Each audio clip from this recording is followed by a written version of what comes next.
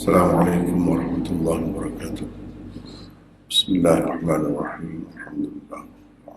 Wassalatu wassalamu ala rasulillah wa ala alihi wa sahbihi ajma'in. Alhamdulillah dapat kita bersama lagi pagi ini. Hari ini kita akan bincangkan bermula daripada surah Hud. Ini nota ke-6 surah Hud.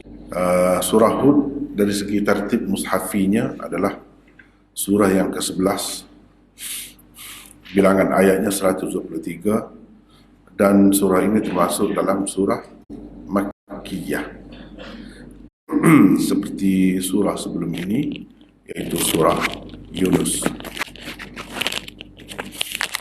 Bilangan paragrafnya ada 8.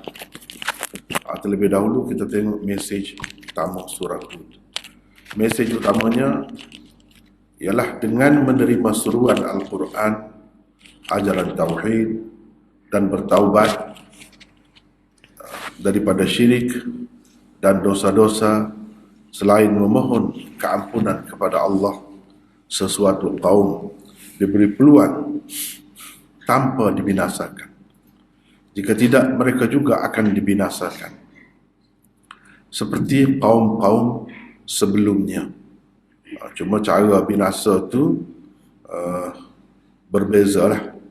Kalau kita umat Muhammad ni tidak kata jadi menyeluruh, menyebabkan semua sekali umat Muhammad ini pupus, hilang begitu, itu tidaklah berlaku. Tetapi macam-macamlah cara Allah SWT nak binasakan ataupun lenyapkan kaum-kaum yang kemudian pun daripada umat Muhammad sekalipun. Dua perkara lah dalam sejarah kalau menjadi sebab kepada terhalangnya azab Allah kepada umat manusia ni. Dua perkara. Yang pertamanya ialah apabila umat itu insaf, sedar, bertaubat, beristighfar, dan meninggalkan kesalahan-kesalahan yang selama ini mereka lakukan. Itu biasanya boleh selamat dengan cara begitu. Yang kedua, ataupun kalau kita nak sebut yang kedua ni, yang terkecuali pun boleh. Sebab dia jarang sangat berlaku. Jarang sangat berlaku. Kalau ada pun dalam sejarah umat ni, umat manusia ni, bahagian yang kedua ni kalau ada pun umat Nabi Yunus. Sebab itu diletakkan surah Hud ini dari segi tertibnya selepas surah Yunus. Kerana umat Nabi Yunus itu kira-kiranya di sisi Allah hujah dari pihaknya tidak sempurna. Tidak sempurna. Tidak lengkap. Menyebabkan tidak patut kalau umat Nabi Yunus itu dibinasakan, dilenyapkan seperti umat-umat sebelumnya. Kerana di situ ada sedikit kekurangan di pihak Allah. Di pihak Allah. Kira-kiranya.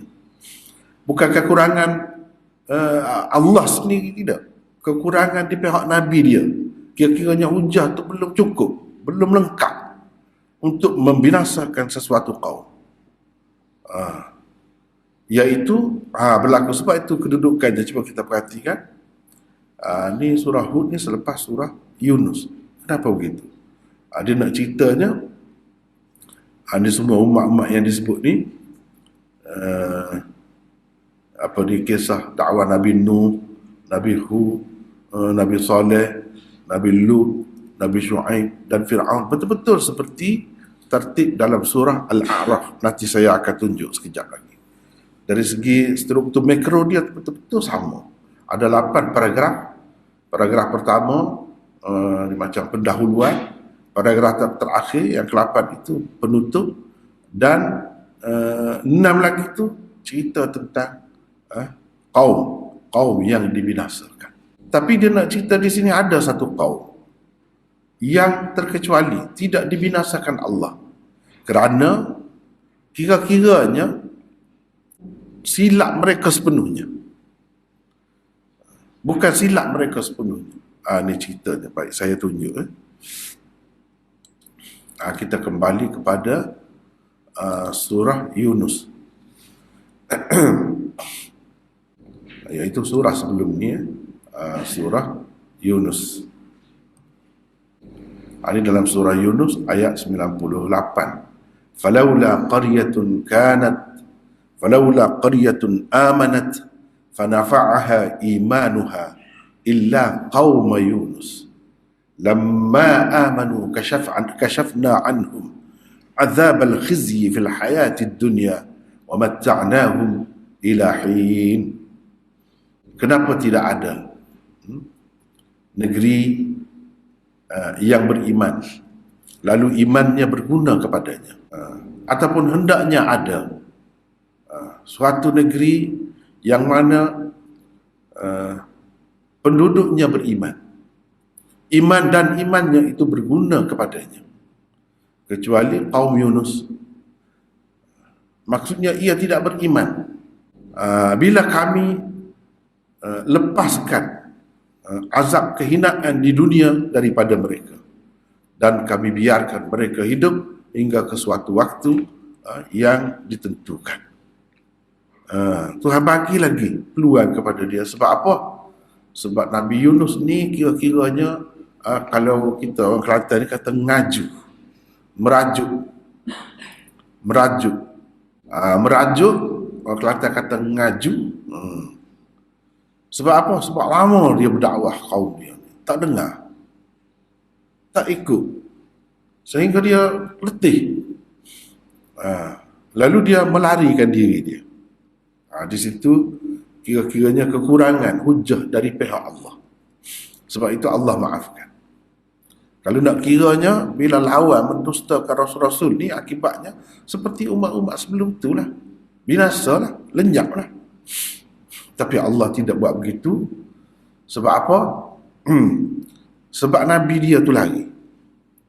Itulah cerita Nabi Yunus ni. Bukan setempat ni, di tempat lain ada lagi, sehingga dia ditelan oleh ikan.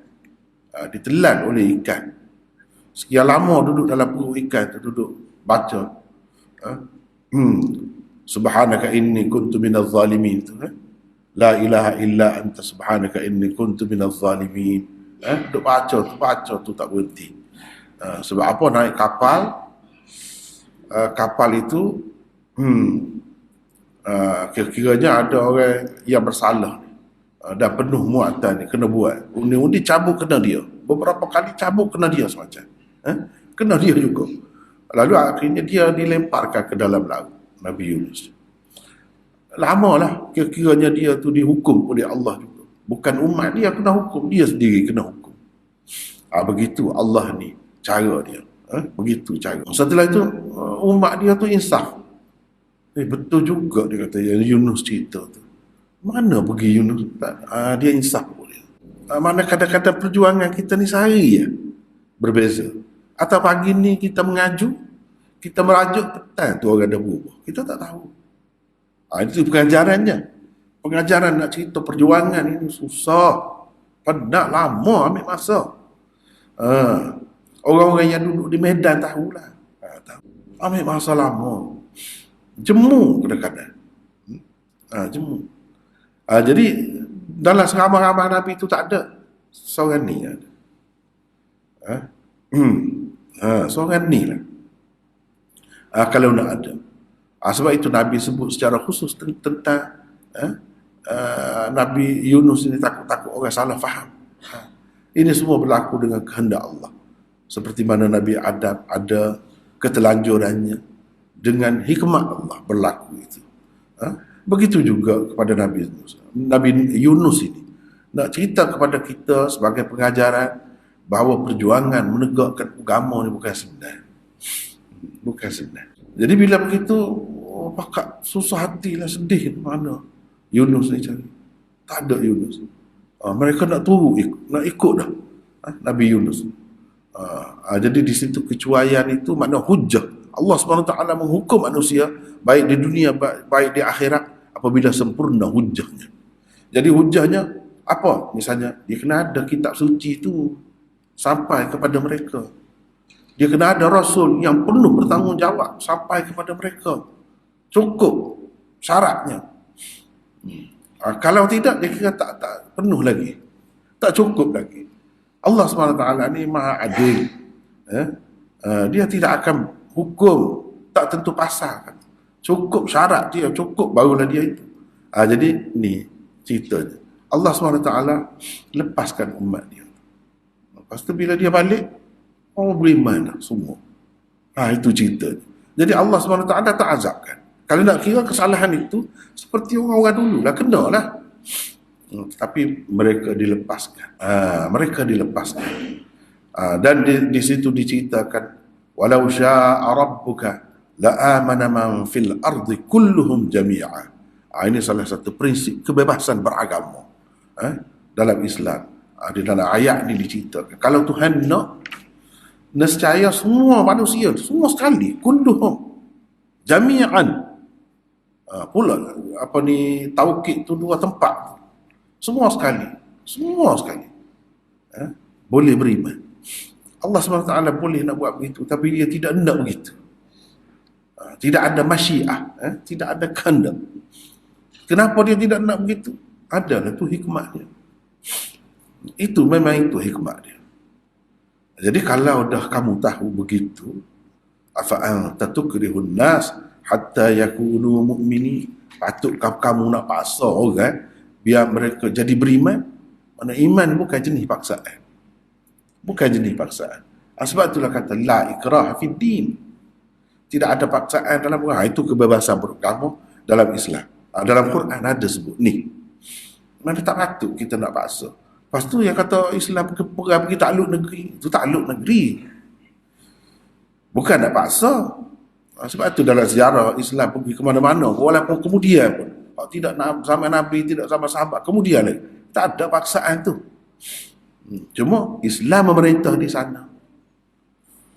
Di Spanyol mula-mula Islam memerintah di sana, minoriti orang Islam. Yang ramai-ramai itu tidak Islam. Bila Islam ni pergi ke India, yang majoritinya bukan Islam. Yang bawa tu minoriti yang memerintah. Tetapi oleh kerana Islam tu membawa keadilan untuk manusia dalam dunia juga, manusia itu selamat dalam dunia. Sebab itu kena bawa Islam. Yang ni pemerintahan Islam. Pemerintahan Islam itu yang dikehendakinya. Seperti mana kita kata sistem apa nama Inggeris, orang putih. Bukan dia duduk sini, tapi kita pakai sistem dia. Kita pakai undang-undang dia. Begitulah hendaknya.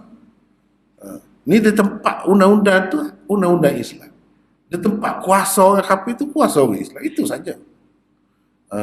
Bukan kata nak paksa. Lepas tu tengok sendirilah. Tengok sendirilah. Dengan sendirinya orang masuk Islam. Di mana-mana Islam pergi. Begitu cara.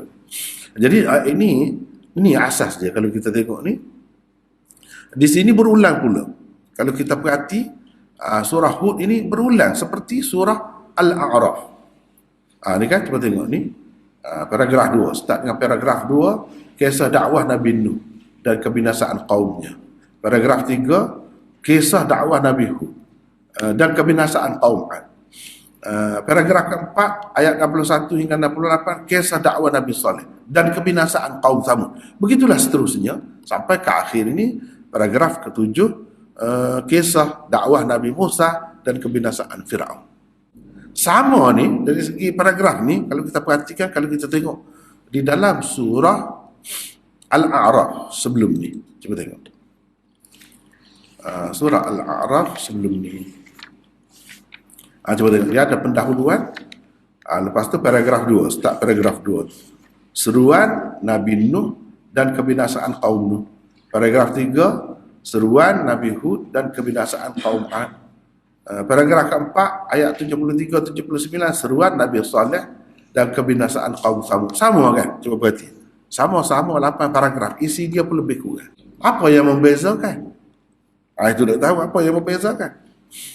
Kalau surah sebelum ni, sebelum surah Araf, surah Al-An'am disebutkan peraturan Allah, sunnatullah. Iaitu Kalau langgar perintah Allah, kalau langgar derhaka kepada Rasulnya akan dibinasakan. Itu sunnatullah. Sunnah ihlak dipanggil sunnah ihlak, dan sunnah istibdal ataupun disebut kanun ihlak. Kanun istibdal itu berlaku sepanjang masa. Sepanjang masa. Ihlak mana membinasakan, musnah umat itu. Hilang, pupus. Istibdal tidak binasa tapi diganti dengan umat yang lain atau kaum yang lain. Wa in tatawallaw yastabdil qauman ghairakum. Jika kamu berpaling, dia menukar kaum lain menggantikan tempatmu. Begitulah. Sentiasa begitu. Itu orang panggil kanun istibdal. Dan kita tengok negara-negara apa, kuasa-kuasa pun begitu dalam dunia ni. Mula orang ni berkuasa, lepas tu orang lain, lepas tu orang lain, tukar-tukar tu biasa. Itu termasuk dalam sunnatullah. Cuma dalam surah Al-An'am dia tidak sebut secara khusus. Contoh, dalam surah Al-A'raf sebut contoh. Ini surah Al-A'raf sebut contoh kebinasaan Nabi kaum Nuh, kebinasaan kaum Ad, iaitu kaum Nabi Hud, kebinasaan kaum Thamud dan seterusnya. Dia sebut contoh. Di dalam surah Hud sama juga. Tetapi yang membezakannya, itu benda yang kena perhati, itu dia kena orang teliti sungguh. Perhati. Baru nampak. Di dalam surah A'raf, contoh itu sama. Tetapi kesalahannya ditonjolkan kesalahan al-mala'. Qala al-mala'u alladhina istakbaru min qawmi. Selalu sebut al-mala', al-mala'. Mana ketua, pemimpin yang berkuasa, pihak yang berkuasa itu yang bersalah. Tak boleh juga. Dia akan salah lah, dia akan tak betul lah. Yang bawah-bawah ni kalau pemimpin tu tak betul, ikutlah. Itu. Maknanya pemimpin tu kena betul. Kalau nak jadi bagus, tidak hancur, tidak lenyap, tidak pupus, tidak diganti oleh umat lain, bangsa lain, pemimpin tu kena betul. Jangan tak betul. Itu yang pertama. Kalau kita tengok di dalam surah Hud, dia tidak begitu. Dia sebagai suatu umat, sebagai suatu bangsa, masyarakat umum tu. Masyarakat umum tu terlibatnya. Terlibat dalam kesalahan-kesalahan dan tidak bertaubat, tidak insaf. Kumpulan-kumpulan. Nak ceritanya, untuk menyelamatkan kita daripada azab Allah, daripada kepupusan atau diganti dengan umat yang lain, kita kena insaf, kena bertaubat sebagai jama'i, taubah jama'i, istighfar jama'i, bukan kumpulan seorang-seorang ada, bukan seorang-seorang. Aku di rumah aku minta ampun, taubatlah ya Allah seorang. Berguna untuk dia, bukan berguna untuk semua masyarakat. Berguna untuk dia saja kalau ia pun. Itu kena faham. Dia kena umat itu. Umat ni maksudnya menteri-menteri itu kena insaf. Itu satu kelompok tu. Satu kelompok tu kena insaf, kena bertaubat, kena istighfar, kena sedar kesalahan tu, berhenti daripada buat begitu. Lepas tu kita kata kumpulan mana lagi? Kumpulan raja-raja misalnya. Raja-raja tu kena insaf. Sebagai kumpulan, kena sedar, kena berubah. Kalau tidak, tak boleh. Dia akan musnah, rosak juga masyarakat. Lepas tu, kalangan peniaga-peniaga, kalangan peniaga-peniaga, hartawan-hartawan, dia kena insaf. Jangan kira nak kaya saja, lepas tu tak kira halal haram. Guna rasuah, guna apa, itu semua salah. Kalau guna itu, boleh jadi binasa. Semua kena bertaubat, kena beristighfar. Itu dalam surah Hud. Dia tekankan kepada keinsafan, taubat dan istighfar semua. Istighfar, taubat, apa semua, insaf ni menyebabkan rahmat Allah mari, bukan azab Allah. Sebaliknya kalau tidak, azab Allah akan mari. Itu dia nak cerita. Itu bezanya. Itu beza antara surah Hud dengan surah A'raf. Sikit beza. Surah A'raf lebih menekankan kepada pemimpin. Surah Hud menyeluruh kepada semua sekali, kelas-kelas atau peringkat-peringkat, golongan-golongan dalam masyarakat tu semua kena berubah. Kalau tidak, tak boleh. Ikutlah nak mula daripada mana, siapa nak start berubah tu, nak menginsafkan satu sama lain tak kira. Tapi kena ada. Begitu. Tu cara dia tu kan. Kalau kita perhati memang menarik lah. Cuba tengok sama ni. Kisah dakwah Nabi.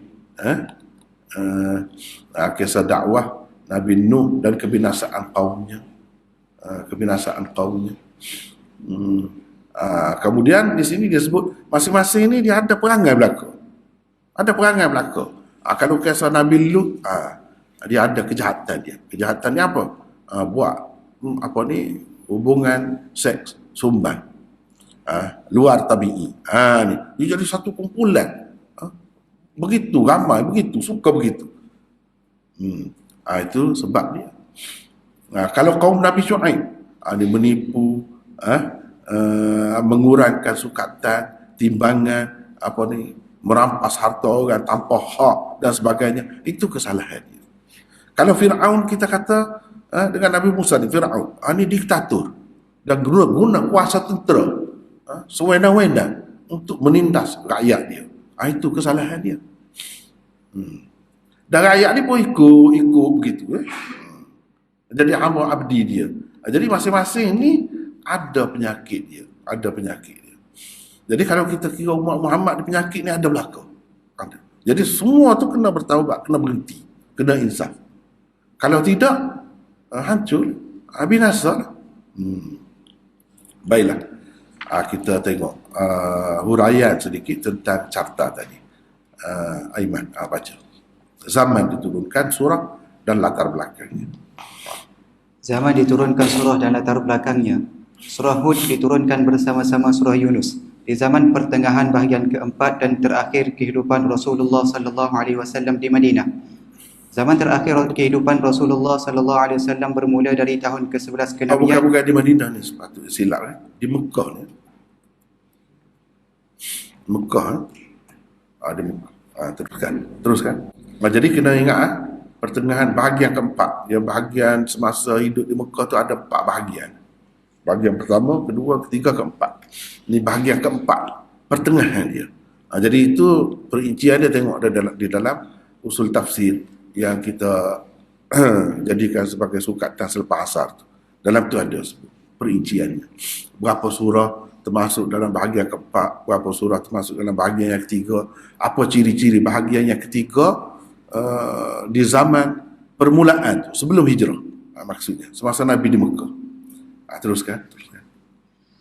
Zaman terakhir kehidupan Rasulullah sallallahu alaihi wasallam bermula dari tahun ke-11 kenabian hingga ke tahun 13 kenabian. Bagaimanapun surah Hud berkemungkinan besar diturunkan pada tahun ke-12 kenabian. Itulah zaman di mana Rasulullah sallallahu alaihi wasallam dituduh dengan pelbagai tuduhan. Seruan baginda dipandang dengan penuh keraguan dan kesangsian. Al-Quran dikatakan sihir yang nyata. Ciri-ciri khusus surah. Pertama, surah Hud merupakan surah yang menyatakan sifat jalal Allah. Di dalamnya disebutkan bagaimana Allah memurkai bangsa-bangsa yang derhaka, berdosa dan melampaui batas. Sifat jalal ini sifat keras Allah. Sifat keras dia. Kalau sifat jamal ni sifat cantik dia. Dalam dunia ni kita selalu tengok, ada di mana-mana. Bila berlaku gunung berapi, bila berlaku gempa bumi yang dahsyat, mati bergelimpangan, manusia menangis, meraung, menjerit. Sifat jalal Allah telah nyata di situ. Kalau sifat jamal, kita pergi taman bunga tengok cantik, rasa lega. Sifat jamal Tuhan ada, nyata di situ. Kita pergi tengok di tempat lain, tengok salji. Walaupun orang di situ tu sedih salji tu, sejuk, susah nak buat kerja. Kita ni, di satu pihak dia tengok, cantik, kita kata cantik. Itu sifat jamal Allah. Sifat jamal. Jadi kena faham antara sifat jamal dan sifat jalal. Sifat ikram, Dzul Jalali wal Ikram. Bila kata Dzul Jalal itu Tuhan yang mempunyai sifat keras. Ketika keras dia memang keras. Tak boleh nak bayangkan. Cuba bayangkan tsunami dulu lah. Tsunami itu dan kita ni yang muda-muda pun sempat tahu cerita tsunami. Cuba tengok macam mana dahsyat. Itu jalan lah tu. Teruskan, Aiman. Di dalamnya disebutkan bagaimana Allah memurkai bangsa-bangsa yang derhaka, berdosa dan melampaui batas, dan bagaimana Allah membinasakan mereka. Surah ini telah membuatkan Rasulullah SAW menjadi tua. Kedua, di dalam paragraf pertama dan terakhir surah ini terdapat ayat yang menuntut manusia supaya mentauhidkan ibadah kepada Allah semata-mata, yakni tauhid ibadah. Ayat kedua dan ayat 123. Ini macam ni benda ni orang panggil kata kunci ni. Penting kena berhati ni. Kalau 2 kali dia sebut. Terutama di bahagian awal, di bahagian akhir. Cuba kita tengok sebelum ni dalam surah Anfal itu. Di permulaan dia disebut rizqun karim, maghfirah wa rizqun karim. Di akhirnya pun ada juga macam tu. Ini kalau orang tak perhati tak nampak tu. Sama juga di sini. Dia ada tauhid ibadat atau tauhid uluhiyah. Di permulaan surah ayat 2 dan ayat 123. Contoh kalau kita tengok kan. Kita tengok contohnya. Surah Hud. Ni cuba tengok ni. Alla ta'budu illa Allah innani lakum minhu nadhirun wa bashir. Jadi yang tempat kita naknya alla ta'budu illa Allah. Itu orang panggil tauhid ibadat atau tauhid uluhiyah. Jangan sembah selain daripada Allah. Hanya Allah sahaja yang layak disembah. Itu tadi kan kita tengok ayat 2 dan ayat 123 ni kita tengok ni. Ni saya tengok, cuba tengok ayat akhir.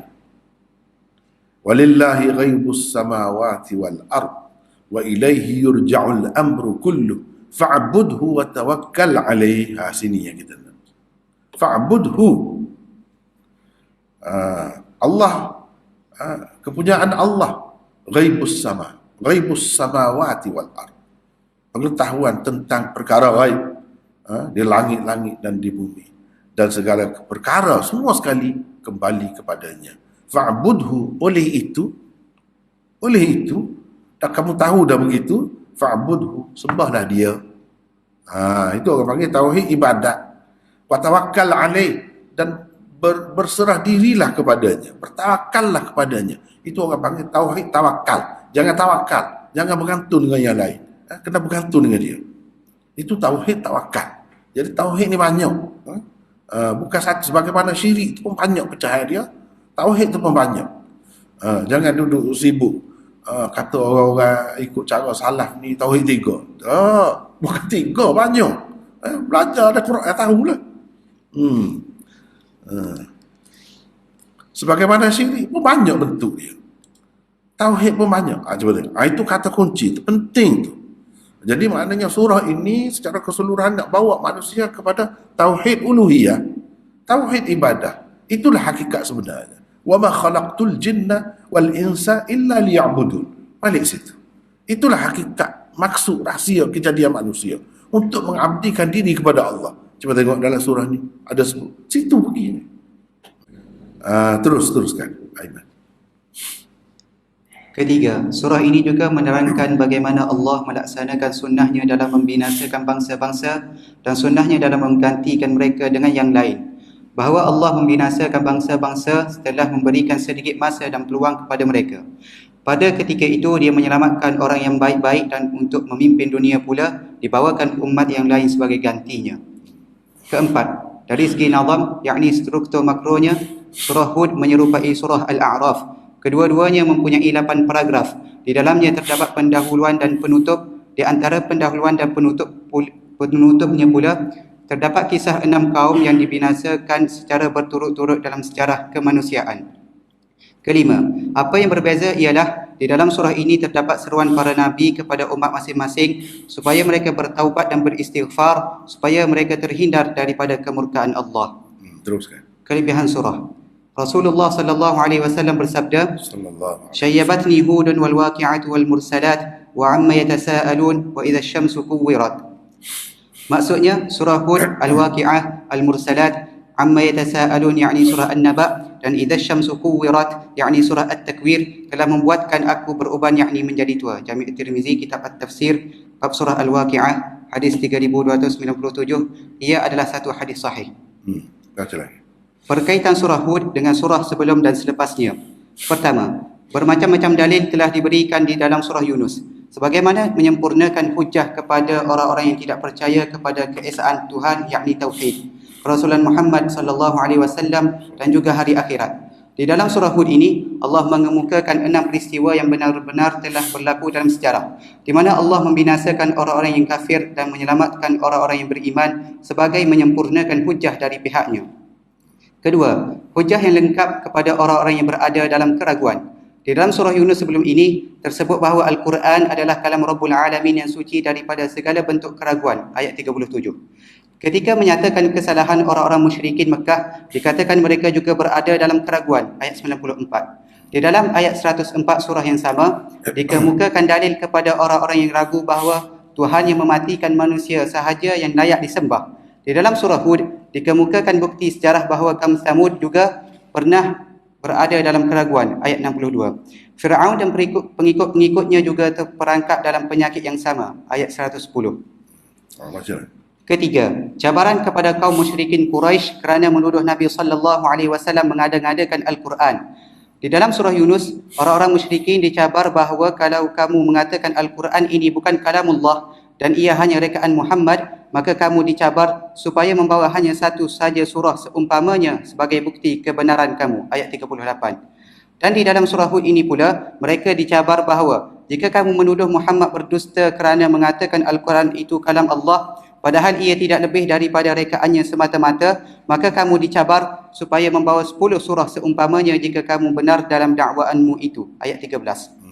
Baca lagi. Keempat, jawapan kepada tuduhan sihir. Di dalam surah Yunus dinyatakan bahawa orang-orang musyrikin Mekah telah menuduh Rasulullah sallallahu alaihi wasallam sebagai tukang sihir kerana baginda menyampaikan berita gembira dan ancaman menerusi ayat-ayat Al-Quran, ayat 2. Sikap mereka tak ubah seperti sikap Fir'aun dan pembesar-pembesar negaranya yang menuduh mukjizat yang diberikan kepada Musa alaihi salam sebagai sihir yang nyata, ayat 76. Di dalam surah Hud dinyatakan bahawa orang-orang musyrikin Mekah telah menuduh kepercayaan kepada akhirat yang dikemukakan oleh Rasulullah sallallahu alaihi wasallam sebagai sihir yang nyata. Mereka tidak dapat menerima manusia setelah mati akan dibangkitkan kembali, ayat 7. Kelima, di dalam surah Yusuf akan datang diberikan berita gembira kepada orang-orang yang bersabar dalam menghadapi kesukaran hidup, bahawa orang-orang yang beriman akan berjaya menghadapi tipu daya pihak yang menipu dan membuat perancangan jahat. Orang-orang yang beriman juga akhirnya akan diberikan kekuasaan dan kemenangan. Berapa macam lagi? Beberapa kata kunci dan tema utama surah. Pertama, berkali-kali tauhid ibadah dituntut di dalam surah Hud. Semua para nabi menyeru manusia supaya beribadat hanya kepada Allah. Rasul terakhir Muhammad sallallahu alaihi wasallam dengan jelas berkata bahawa janganlah kamu sembah selain Allah. Aku hanya pengancam dan pembawa berita gembira daripada Allah. Ayat 2. ألا تعبدوا إلا الله إنني لكم منه نذير وبشير. Perkara ini tersebut di permulaan surah Hud dan juga di penghujung surah dengan perkataan fa'budhu. Rasulullah sallallahu alaihi wasallam diperintah supaya mentauhidkan ibadat dan mentauhidkan tawakal. Ayat 123. وَلِلَّهِ غَيْبُ السَّمَاوَاتِ وَالْأَرْضِ وَإِلَيْهِ يُرْجَعُ الْأَمْرُ كُلُّهُ فَاعْبُدْهُ وَتَوَكَّلْ عَلَيْهِ. Nabi Nuh AS juga membawa seruan yang sama, bahawa jangan kamu sembah selain Allah. Aku takut kamu ditimpa azab yang pedih jika kamu menyembah selain Allah. Ayat 26. Alla ta'budu illa Allah inni akhafu alaikum azab yawmin alim. Nabi Hud AS juga menyeru kaumnya dengan seruan yang sama, bahawa janganlah kamu menyembah selain Allah. Tidak ada Tuhan yang layak disembah selain Allah. Kamu hanyalah orang-orang yang mengada-ngadakan perkara-perkara yang dusta terhadap Allah. Ayat 50. Qala ya qaumi i'budullaha ma lakum min ilahin ghairuh in antum illa muftarun. Nabi Saleh alaihi salam juga membawa seruan yang sama kepada kaum Thamud, bahawa janganlah kamu menyembah selain Allah. Tidak ada Tuhan yang lain yang layak disembah selainnya. Ayat 61. وَإِلَى ثَمُودَ أَخَاهُمْ صَالِحًا قَالَ يَا قَوْمِ اعْبُدُوا اللَّهَ مَا لَكُمْ مِنْ إِلَٰهٍ غَيْرُهُ. Nabi Shu'aib alaihi salam juga membawa seruan yang sama kepada kaumnya, bahawa jangan kamu sembah selain Allah. Tidak ada siapa pun yang layak disembah selainnya. Ayat 84. Sekejap Aiman. Cuba perhati ni semua. U'budullah, sembahlah kamu akan Allah. Semua cuba perhati ni. Lepas tu ilah, dia tidak sebut Rabb. Malakum min ilahin ghairu. Ni cuba tengok sebelum ni. Malakum min ilahin ghairu. Sama. Inilah orang panggil tauhid uluhiyah. Yang orang-orang kita duduk pening tu. Sampai hari ni ramai lagi duduk pening, tak faham. Inilah tauhid uluhiyah. Bila sebut berkenaan dengan sembah, dia sebut ilah. La ilaha, sebab itulah semua orang yang pening tu pun bila kata la ilaha illallah, dia tahu tiada Tuhan yang layak disembah atau yang berhak disembah. Mari mana yang berhak disembah? Maknanya itu terlalu meluas difaham. Bila kata ilah, itu maksudnya. Tak ada sebut, cuba tengok. Mana ada Rabb sini? Malakum min rabbin ghairu. Ada? Tak ada. Itu bezanya antara ilah dengan Rabb. Kalau kita kata tak ada tauhid rububiyah, tauhid uluhiyah, kita nak terjemah macam mana? Qul a'udzu bi rabbin nas, malikin nas, ilahin nas. Rabbin nas Tuhan manusia, ilahin nas Tuhan manusia juga. Apa beza? Untuk apa diulang? Itu perkataan lain. Sebab tu kena faham istilah Rabb, istilah ilah dalam Quran. Kena faham. Kalau tidak jadi bercelaru lah. Benda ni kalau faham mengikut cara tauhid salah yang dia ajar oleh salah, selesai masalah. Ni dalam Quran sebut ni. Berapa banyak ni sebut ni. Setiap orang Nabi ajar begitu. Ajar begitu. Tapi kalau kita belajar dalam tauhid, bukan saya nak merendah-rendahkan, nak menafikan, nak kata tak betul, tak boleh ikut tauhid sifat 20, tu tidak. Tapi tak ada benda ni. Tu benda, sebab itulah jadi pening. Bila orang sebut jadi terkejut. Padahal kalau kita belajar kedua kan, sebab saya belajar kedua, tak ada jadi masalah benda tu. Tak ada masalah. Walaupun dia tidak ajar begini, tapi pada hakikatnya faham begitu juga. Cuma dia tak tahu istilah saja. Dia tidak tahu istilah. Benda sama juga. Benda sama. Jadi itu benda yang kita kena fahamnya. Kena faham. Kalau tidak, bercelaru lah jadinya. Cuba tengok ni. Semua Nabi. La ta'budu illallah. Jangan kamu semua. Atau u'budullah. Baca lagi. Apa ni? Aiman. Teruskan.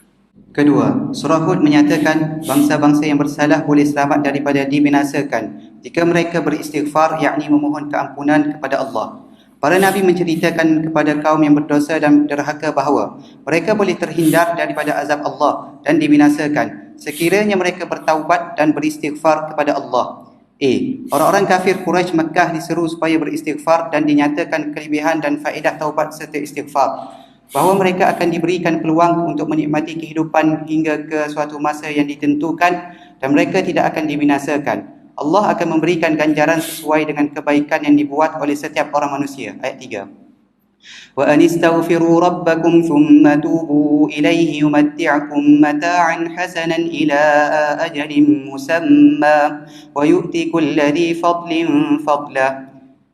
Nabi Nuh AS juga pernah menyeru kaumnya supaya beristighfar. Di dalam doanya Nuh pernah berkata, jika engkau tidak mengampuni dan mengasihaniku, nescaya aku termasuk di kalangan orang-orang yang rugi. Ayat 47. Doa Nabi Adam AS juga lebih kurang begitu.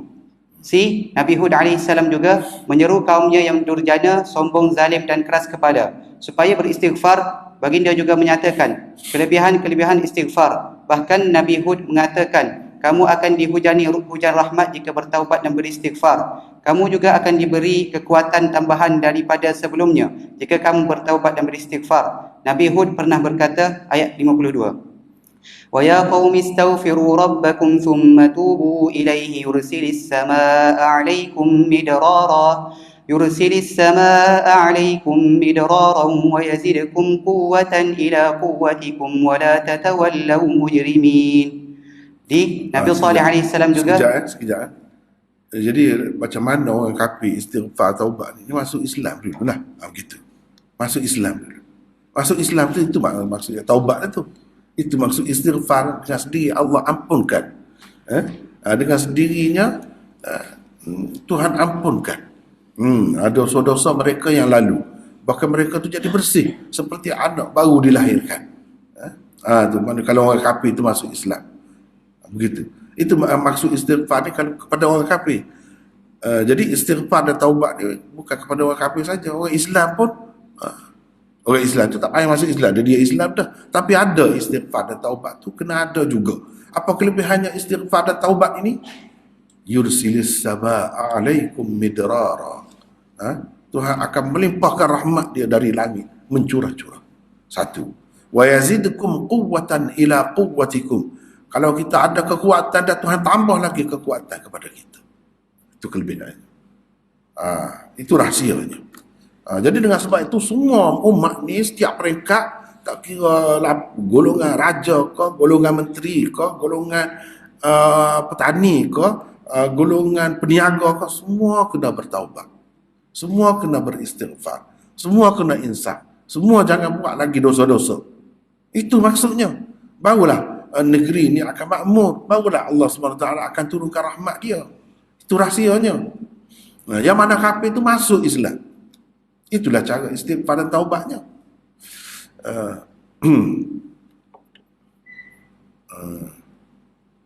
Baca teruskan.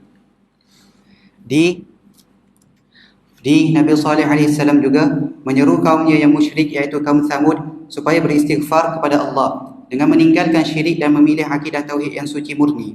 Allah yang maha dekat, qarib, lagi maha menerima taubat, mujib.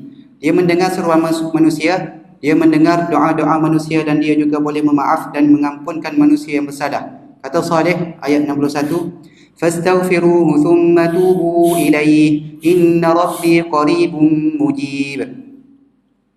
Nabi Syuaib AS juga menyeru kaumnya penduduk Madian yang buruk pekerti, banyak melakukan dosa dan jahat supaya beristighfar kepada Allah. Mereka selalu menipu dalam jual beli dengan mengurangkan timbangan dan sukatan. Selain itu, mereka juga mencuri dan merompak serta melakukan kerosakan di muka bumi. Katanya, Allah Maha Penyayang Rahim, Dia juga Maha Pengasih Wadud.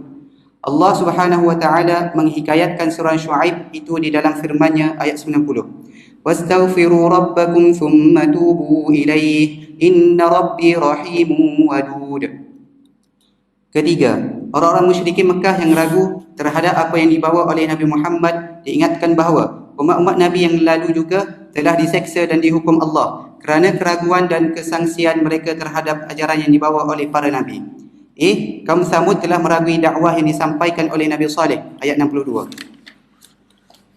قالوا يا صالح قد كنت فينا مرجوا قبل هذا أتنهانا أن نعبد ما يعبد آباؤنا وإننا لفي شك مما تدعونا إليه مريب. Kaum Musa telah meragui dakwahnya ayat 110. وَلَقَدْ آتَيْنَا مُوسَى الْكِتَابَ فَاخْتُلِفَ فِيهِ ولولا كلمة سبقت من ربك لقضي بينهم وإنهم لفي شك منه مريب. Keempat, orang-orang musyrikin menuduh Rasulullah SAW membuat Al-Quran. Mereka meragui Al-Quran sebagai kalamullah. Lalu mereka dicabar bahawa kalau kamu benar dalam tuduhanmu, maka kamu boleh meminta pertolongan dan bantuan sekalian makhluk untuk menciptakan 10 surah seperti surah-surah Al-Quran. Ayat 13. أم يقولون افتراه قل فأتوا بعشر سور مثله مفتريات وادعوا من استطعتم من دون الله. Allah menceritakan bahawa orang-orang musyrikin Mekah menuduh Nabi Muhammad mereka Al-Quran dan baginda disuruh supaya berkata ayat 35. أم يقولون افتراه قل إن افتريته فعلي إجرامي وأنا بريء مما تجرمون. Kelima, hak asasi manusia untuk memilih agama diterima di dalam surah Hud melalui lidah Nabi Nuh. Allah berfirman, bukti yang terang dari Tuhanku ada padaku. Aku mendapat rahmat dan hidayah daripadanya. Tetapi kalau kamu terus mahu menjadi buta, maka aku tidak akan memaksakan seruanku kepada kamu dalam keadaan kamu tidak inginkannya. Ayat 28. قال يا قوم أرأيتم إن كنت على بينة من ربي وآتاني رحمة من عنده فعميت عليكم أنلزمكموها وأنتم لها كارهون.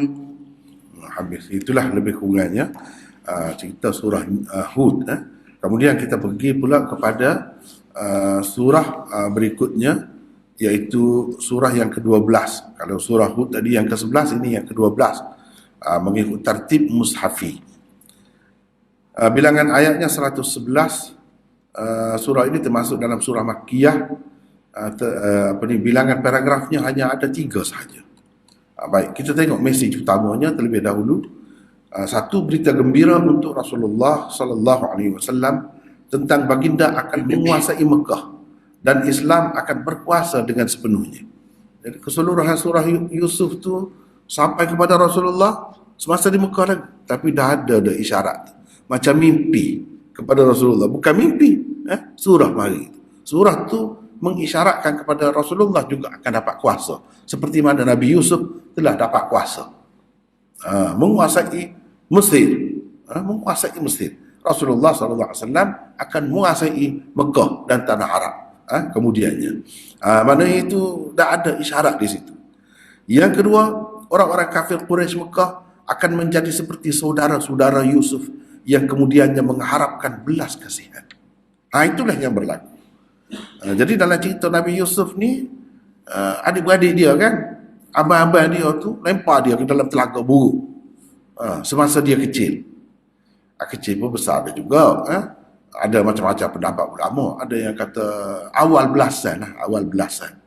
Ada yang kata sebelum tu, tapi dia kena baik lah, kena dengan elok.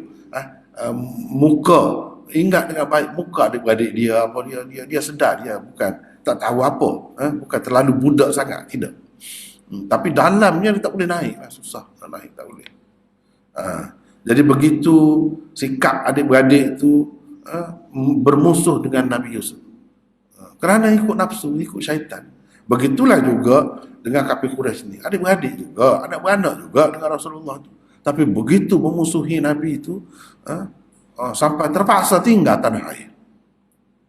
Jangan buat begitu. Orang yang teraniaya begitu, kadang-kadang kita pula yang meminta, mengharapkan belas kasihan dia. Itulah yang berlaku. Akhir sekali lari, sama ada lari ataupun mampu minta maaf dengan Nabi. Malulah kemudian harinya.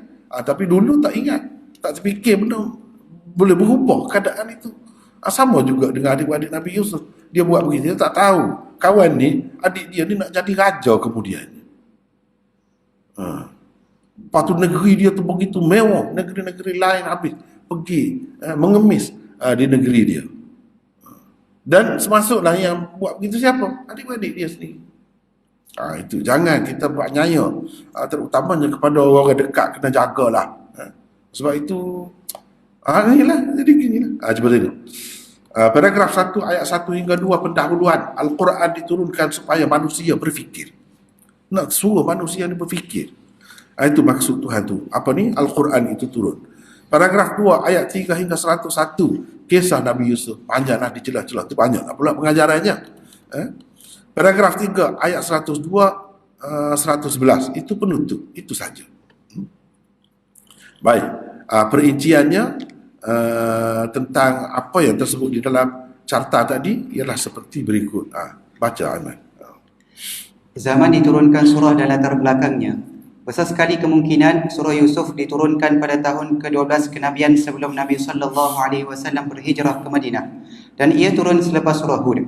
Ketika itu pelbagai perancangan jahat telah pun dibuat oleh orang-orang kafir Quraisy terhadap Rasulullah SAW, sama ada mahu menghalau baginda keluar dari Mekah atau dibunuh saja baginda.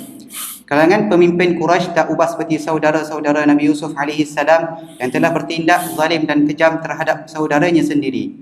Kesalahannya tidak lain hanyalah kerana tidak mahu menerima penyembahan berhala dan kerana menegakkan ajaran tauhid. Kesinambungan surah Hud dengan surah sebelum dan selepasnya. Pertama, surah Hud sebelum ini lebih menekankan sudut inzar, yakni memberi ancaman dengan sepatutnya sini kesinambungan surah Yusuf lah, kan? Surah Yusuf ni sepatutnya. Ni kan yang kita baca ni surah Yusuf. Sepatutnya surah Yusuf di sini, ya. Begitu tukar. Surah Yusuf. Teruskan. Surah Hud sebelum ini lebih menekankan sudut inzar, yakni memberi ancaman dengan mengemukakan sejarah bangsa-bangsa yang telah dibinasakan. Surah Yusuf pula lebih menekankan sudut tabsyir, yakni penyampaian berita gembira kepada orang-orang yang bersabar menghadapi cabaran hidup. Di dalamnya juga dinyatakan tauhid sebagai ajaran yang benar dan syirik sebagai ajaran yang salah. Di dalam penjara pun Nabi Yusuf tetap menyeru orang ramai kepada ajaran tauhid. Kedua, di dalam surah Ar-Ra'd yang akan datang nanti dikemukakan dalil-dalil akli dan afaqi untuk membenarkan ajaran tauhid dan membatalkan ajaran syirik. Teruskan. Beberapa kata kunci dan tema utama surah. Pertama, setelah saudara-saudara Yusuf mengaku bersalah dan menyatakan penyesalan mereka, Nabi Yaqub AS memohon istighfar kepada Allah. Walaupun saudara-saudara Yusuf telah berdengki kepadanya dan menzaliminya, setelah melalui pelbagai ujian, akhirnya Yusuf dikurniakan kuasa ketika berada di Mesir. Semua saudara-saudara Yusuf bersama anak isteri mereka dan kedua ibu bapa mereka kemudiannya berhijrah dari Palestin ke Mesir. Pada ketika itu, saudara-saudara Yusuf mengaku bersalah kerana mereka menyesal dan sangat malu atas perbuatan jahat mereka terhadap Yusuf dan akhir sekali Nabi Yaqub memohon keampunan kepada Allah. Ayat 98. Qala sawfa astaghfiru lakum rabbi innahu huwal ghafurur rahim.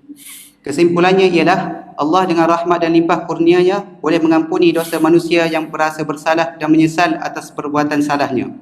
Kedua, di dalam surah Yusuf juga diperkenalkan Al-Quran.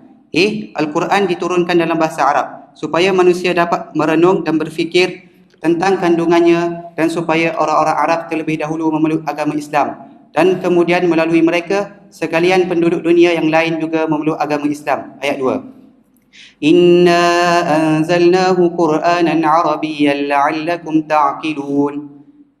Menerusi wahyu Al-Quran, Rasulullah SAW telah mendapat perincian kisah Nabi Yusuf. Orang-orang Arab sebelum itu tidak mengetahui tentangnya. Ayat 3. Nahnu naqussu 'alaika ahsanal qasasi bima awhayna ilaika hadzal Qur'ana wa in kunta min qablihi laminal ghafilin.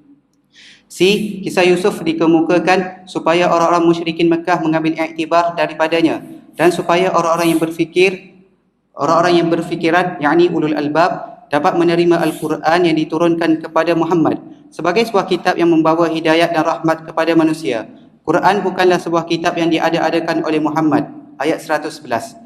Laqad kana fi qasasihim 'ibratun liulil albab ma kana hadithan yuftara walakin tasdiqal ladzi baina yadayhi wa tafsila kulli shay'in wa hudan wa rahmatan liqaumin yu'minun.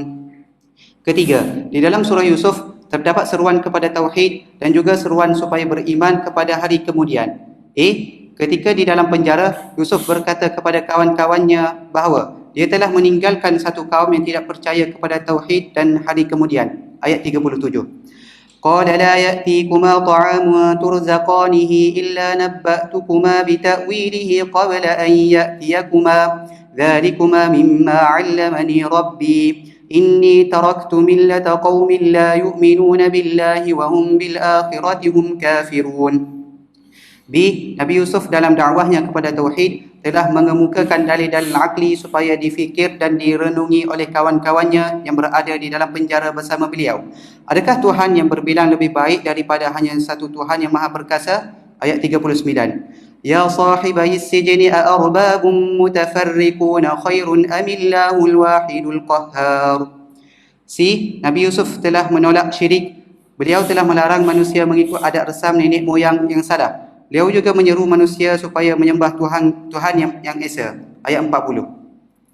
Ma ta'buduna min dunihi illa asma'an sammaytumuha antum wa aba'ukum ma anzalallahu biha min sultan.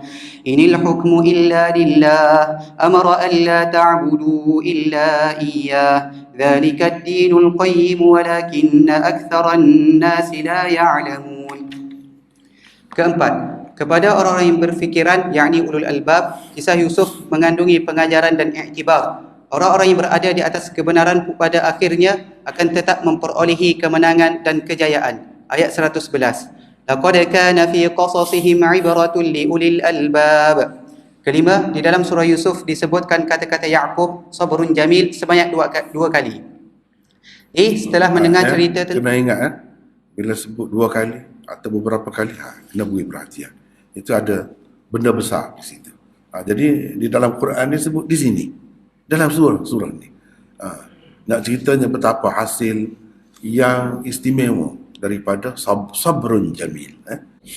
Setelah mendengar cerita tentang kematian Yusuf, Nabi Yaqub berkata, semua ini adalah cerita yang dibuat oleh kamu. Sabar sajalah yang terbaik. Nabi Yaqub telah menjadikan Allah sebagai Tuhan yang diminta pertolongannya. Kepadanya juga beliau mengadu. Ayat 18. وَجَاءُوا عَلَى قَمِيصِهِ بِدَمٍ كَذِبٍ قَالَ بَلْ سَوَّلَتْ لَكُمْ أَنفُسُكُمْ أَمْرًا فَصَبْرٌ جَمِيلٌ وَاللَّهُ الْمُسْتَعَانُ عَلَى مَا تَصِفُونَ.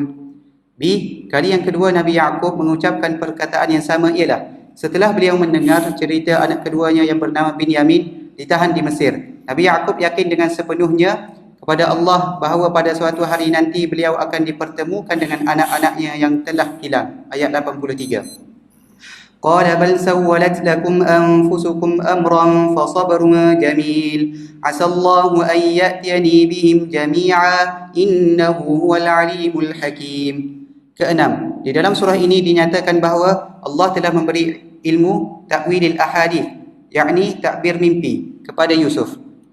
Allah telah mengajar Yusuf ilmu ta'bir mimpi. Itu hanya merupakan salah satu sebab untuk kemudiannya beliau berkuasa di Mesir. Ayat 21. Wa kadzalika makkanna li Yusufa fil ardi wa linu'allimahu min ta'wilil ahadits. Nabi Yusuf telah mentakbir mimpi dua orang kawan penjaranya sebelum lagi makanan dibawakan kepada mereka.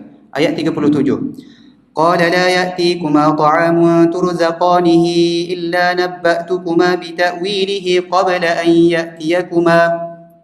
Setelah Nabi Yusuf bertemu dengan kedua ibu bapanya dan semua saudara-saudaranya di Mesir, beliau mengingatkan kepada ayahnya bahawa inilah takbir mimpi yang aku alami beberapa tahun yang lalu. Allah telah menjadikannya kenyataan. Ayat 100. وقال يا أبت هذا تأويل رؤياي من قبل قد جعلها ربي حقا. Nabi Yusuf adalah seorang yang sangat bersyukur kepada Allah. Allah telah mengurniakan kerajaan kepadanya selain memberi kemahiran dalam ilmu takbir mimpi.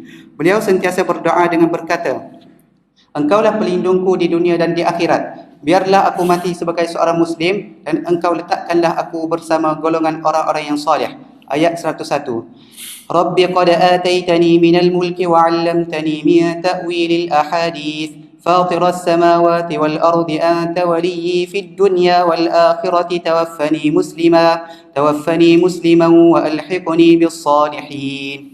Ketujuh, seruan Islam kepada orang-orang kafir Quraisy. Rasulullah sallallahu alaihi wasallam diperintahkan supaya berkata dengan terus terang kepada orang-orang kafir Quraisy bahawa Allah Maha Suci daripada segala sekutu. Sikap mereka terhadap baginda tak ubah seperti sikap saudara Yusuf terhadapnya. Sebagaimana Yusuf, Rasulullah dan para sahabat yang beriman kepadanya membawa ajaran agama secara jelas dan terbuka. Ayat 108. Qul hadhihi sabili ad'u ila Allah ala basiratin ana wa man ittaba'ani wa subhanallahi wa ma ana minal musyrikin. Begitulah lebih kurang kandungan surah Yusuf itu yang kasar-kasar. Kemudian kita pergi kepada surah Ar-Ra'd seterusnya, iaitu surah yang ke-13 dalam tertib mushafi. Ada 43 ayatnya dan surah ini juga termasuk dalam surah Makkiyah. Bilangan paragrafnya juga 3 sahaja. Mesej utamanya satu, orang-orang yang menerima akidah tauhid dan hari akhirat daripada Muhammad dan Al-Quran adalah ulul albab. Tadi sudah sebut dah beberapa kali ulul albab di dalam surah Yusuf. Di sini pun ada kaitan di situ. Siapa ulul albab yang sebenarnya? Inilah bulannya. Yang kedua, orang-orang yang tidak menerima akidah tauhid dan hari akhirat selain jahat, mereka juga bodoh. Bodoh. Yang ketiga, pertentangan yang berlaku di antara mereka adalah pertentangan di antara hak dan batil. Syirik dengan tauhid ini, pertembungan ni bukan pertembungan biasa, pertembungan di antara hak dan batil, di antara kebenaran dan kekarutan. Yang keempat, sebagaimana sikap mereka berbeza, kesudahan mereka juga berbeza. Kesudahan akibatnya pun berbeza. Ahli tauhid syurga, ahli syirik, neraka. Itu kesudahannya.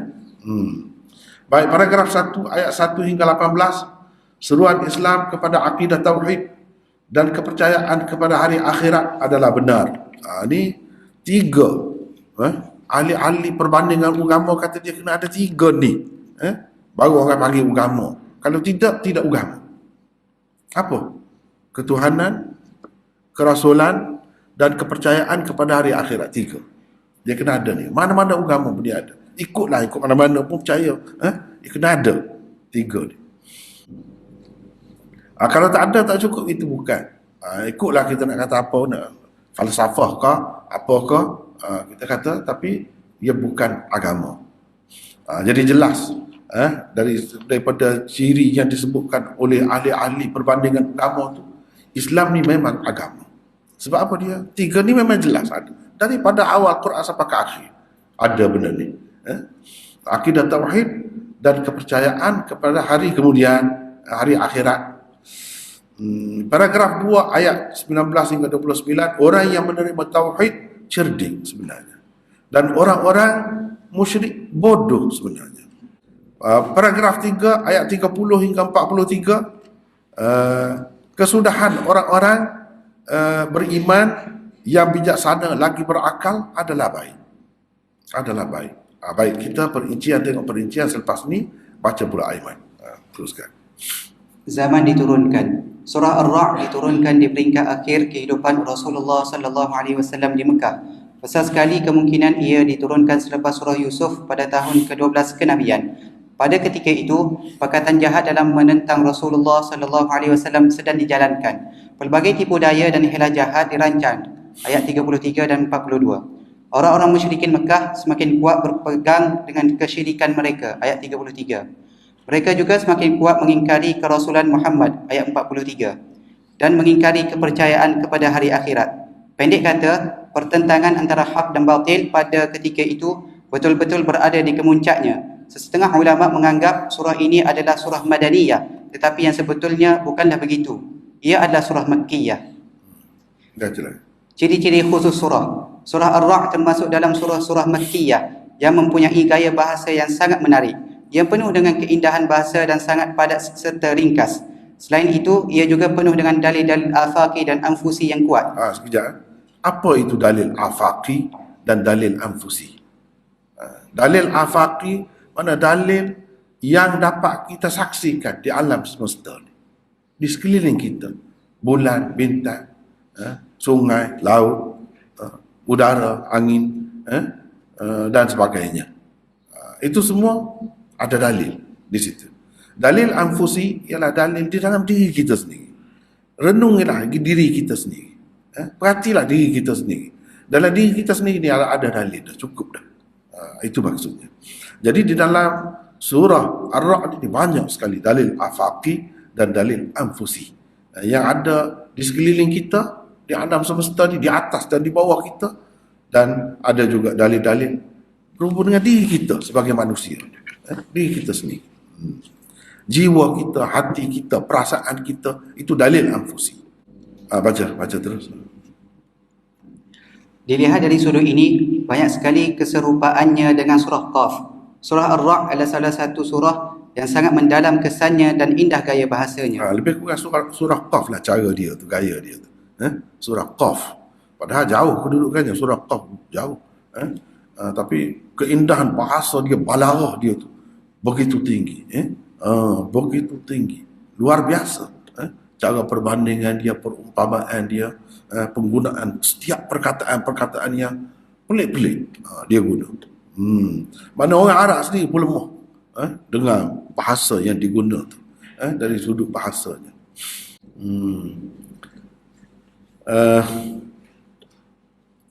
Tak apa, baca dulu, kita sambil-sambil itu kita komen. Teruskan. Berkaitan surah Ar-Ra'd dengan surah sebelum dan selepasnya. Pertama, di dalam surah Yusuf, kebenaran yang berada di pihak Nabi Yusuf dan kebatilan di pihak penentang-penentangnya dikemukakan dalam bentuk sebuah kisah. Di dalam surah Ar-Ra'd pula, kebenaran dan kebatilan dibuktikan berdasarkan dalil-dalil aqli dan afaqi. Tauhid adalah benar dan syirik adalah karut. Dibuktikan dengan dalil-dalil itu. Kedua, di akhir surah Yusuf, seruan Rasulullah sallallahu alaihi wasallam dikatakan sebagai seruan kepada Allah ala basiratin, yang bermaksud secara sangat jelas dan terang. Di dalam surah Ar-Ra'd ini kebenaran tauhid, kerasulan dan kepercayaan kepada hari akhirat dibuktikan dengan dalil-dalil yang sangat jelas dan terang dengan gaya bahasa yang sungguh menarik. Ketiga, di dalam surah Ibrahim akan datang dinyatakan satu hakikat bahawa kerana adanya kesedaran bersyukurlah manusia secara semula jadi akan terdorong untuk menerima tauhid. Di dalam surah ini dan juga surah berikutnya ada disebutkan tentang ulul albab, yakni orang-orang yang bijaksana. Ahli tauhidlah golongan yang paling tepat dengan ulul albab itu. Bacalah. Beberapa kata kunci dan tema utama surah. Pertama, di dalam surah Ar-Ra'd terdapat tuntutan supaya menerima tauhid uluhiyah dan kepercayaan kepada hari kemudian. Di dalam surah Ar-Ra'd ini setelah dijelaskan tentang tauhid rububiyah kepada orang-orang musyrikin, mereka diminta supaya menerima tauhid uluhiyah dan kepercayaan kepada hari kemudian. Dikatakan kepada orang-orang musyrikin bahawa Allah lah yang meninggikan langit dan menundukkan matahari dan bulan. Dialah mengatur dan mentadbir alam. Oleh itu manusia hendaklah menerima dengan penuh yakin bahawa dia akan bertemu dengan Tuhannya itu. Ayat 2. Allahul ladzi rafa'a as-samawati bighairi 'amadin tarawnaha thumma istawa 'alal 'arsy wa sakhkhara asy-syamsa wal qamara kullun yajri li ajalin musamma yudabbirul amra yufassilul ayati la'allakum biliqa'i rabbikum tuqinun. Dikatakan juga kepada orang-orang musyrikin bahawa Allah lah yang telah menghamparkan bumi dan meletakkan bukit serta sungai-sungai di atasnya. Dialah yang menjadikan pelbagai jenis buah-buahan. Dialah yang menukarkan malam dan siang. Kerana itu manusia hendaklah menerima rububiyah dan kekuasaan Allah dengan menggunakan akal dan seterusnya beribadat kepadanya semata-mata. Ayat 3. وهو الذي مد الأرض وجعل فيها رواسي وأنهارا ومن كل الثمرات جعل فيها زوجين اثنين يغشي الليل النهار إن في ذلك لآيات لقوم يتفكرون. Dikatakan kepada orang-orang musyrikin Mekah bahawa Allah Subhanahu wa taala menyirami pokok-pokok dengan air yang sama, tetapi pokok-pokok itu mengeluarkan buah yang berlainan rasanya. Kerana itu orang-orang yang berakal sepatutnya menerima sifat rububiyah, qudrat, hikmah dan segala sifat-sifat Allah yang sempurna dan seterusnya hanya beribadat kepadanya sahaja. Ayat 4. وفي الأرض قطع متجاورات وجنات من أعناب وزرع ونخيل صنوان وغير صنوان يسقى بماء واحد ونفضل بعضها على بعض في الأكل إن في ذلك لآيات لقوم يعقلون. Orang-orang musyrikin ditanya, siapakah Tuhan yang menjalankan sistem di langit dan di bumi? Adakah selain daripada Allah min dunillah dapat memberi manfaat dan kemudaratan? Apakah sama orang yang buta dan orang yang celik? Adakah sama gelap dan cerah? Dalam keadaan ada begitu banyak dalil-dalil akli, adakah mereka masih menyekutukan Allah dengan sesuatu yang lain? Adakah sekutu-sekutu yang didakwa itu telah mencipta apa-apa sehingga mereka terkeliru? Setelah mengemukakan soalan-soalan yang memaksa manusia berfikir, diperintahkan kepada Rasulullah sallallahu alaihi wasallam supaya mengisytiharkan bahawa Allah jua pencipta kepada segala sesuatu, dialah sahaja yang menguasai segala sesuatu. Setelah membuktikan sifat rububiyah, khaliqiyah dan kuasa pada Allah, dikemukakan pula betapa tidak berdaya dan lemahnya Tuhan-Tuhan selain Allah yang didakwa sebagai sekutu Allah itu. Dengannya syirik dibatalkan dan tauhid dithabitkan. Ayat 16. قل من رب السماوات والأرض قل الله قل أفاتخذتم من دونه أولياء لا يملكون لأنفسهم نفعا ولا ضرا قل هل يستوي الأعمى والبصير أم هل تستوي الظلمات والنور أم جعلوا لله شركاء خلقوا كخلقه فتشابه الخلق عليهم قل الله خالق كل شيء وهو الواحد القهار. Kedua, di dalam surah Ar-Ra'd ini juga terdapat tuntutan supaya menerima tauhid uluhiyah. Setelah menjelaskan kepada orang-orang musyrikin Mekah tentang tauhid, qudrat dan iradat, mereka diminta supaya menerima tauhid uluhiyah. Dikatakan kepada orang-orang musyrikin bahawa Allah lah yang melepaskan kilat dan hujan. Dialah yang menguasai sekalian alam. Dialah yang maha berkuasa dan berkehendak. Ayat 12. Walladhi yurikumul barqa khawfan wa tama'an wa yunshi'us sahabat thiqal. B. Dikatakan kepada orang-orang musyrikin bahawa bukan sahaja malaikat memuji dan bertasbih kepada Allah, malah kilat dan guruh juga turut bertasbih. Allah adalah Tuhan yang maha berkuasa, kuat dan perkasa. Betul-betul ketika mereka sedang bertengkar tentang Allah, Allah melepaskan petir dan halilintar terhadap mereka. Ayat 13. وَيُسَبِّحُ الرَّعْدُ بِحَمْدِهِ وَالْمَلَائِكَةُ مِنْ خِيفَتِهِ وَيُرْسِلُ الصَّوَاعِقَ فَيُصِيبُ بِهَا مَنْ يَشَاءُ وَهُمْ يُجَادِلُونَ فِي اللَّهِ وَهُوَ شَدِيدُ الْمِحَالِ. Dikatakan kepada orang-orang musyrikin bahawa Allah lah yang berkuasa melapangkan dan menyempitkan rezeki. Mereka sepatutnya tidak seronok dan berpuas hati dengan kehidupan dunia ini sahaja. Ayat 26. Allahu yabsutur rizqa liman yasha'u wa yaqdir wa farihu bil hayatid dunya wa mal hayatud dunya fil akhirati illa mata'. Ketiga, di dalam surah Ar-Ra'd juga terdapat tuntutan kepada manusia supaya menerima tauhid doa dan tauhid ibadah.